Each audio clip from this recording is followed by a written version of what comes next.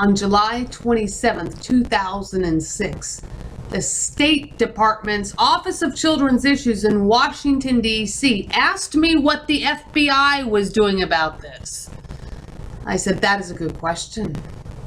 You better look into this, so the next time I contact you, it'll be to get my kid out of Iran. Where's my kid? Iran? Letter from Senator John McCain is dated August 5th, 2010. The kids were not placed in the U.S. Marshals Federal Witness Protection Program. It was intentional. I swear they've traded the kids. During that same phone conversation with the State Department, the agent told me of a similar case in Colorado that they intervened in. It was terrorism related, a terrorism case. And the case went like this. The father was considered by the government to be a terrorist, and the women and children were not. And the family court was having a difficult time making court orders. So I have a feeling what happened is after I contacted the State Department, I had sent them this letter, talked to them on the phone. I have a feeling that they flipped the switch and made me and the kids full-blown Al-Qaeda terrorists in the damn fucking NCIC criminal fucking database. Why would they do that?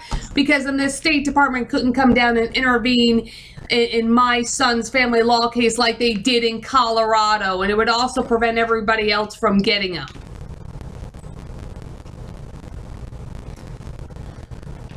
State Department, after I faxed them this letter from ICE when I was staying in a domestic violence shelter in Goodyear, Arizona, based on a bunch of fucking law enforcement shit and this FBI investigation that Harry Reid opened, and everybody wants to help the fucking FBI syndrome. They told me they had to figure out what airport the kids left from, but, you know, there's been some non-follow-through with some of their agents. I have been in contact with the Swiss Embassy in Tehran, and apparently the State Department never contacted them.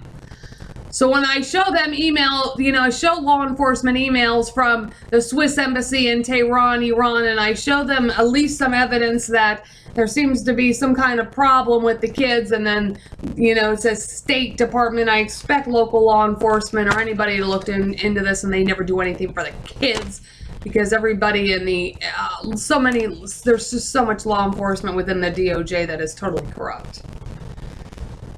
I don't know if the State Department are getting the kids. I don't know. I haven't gotten an update from any of their agents. The marshals could get the kids if a local police department would take a missing persons report, and the kids could get some help from the National Center for Missing and Exploited Children, but nobody wants to do that either. My son's in the National Center for Missing and Exploited Children with a reference number, but no official police report. And his sister Brooke is not, and I don't know about TJ and maybe even some other kids. It's not my fault there's a bunch of fucking FBI corruption, but the kids are suffering based on a bunch of law enforcement egos, and I don't even know if the State Department can get these kids. But this letter went over to the Swiss Embassy in Tehran, Iran, State Department.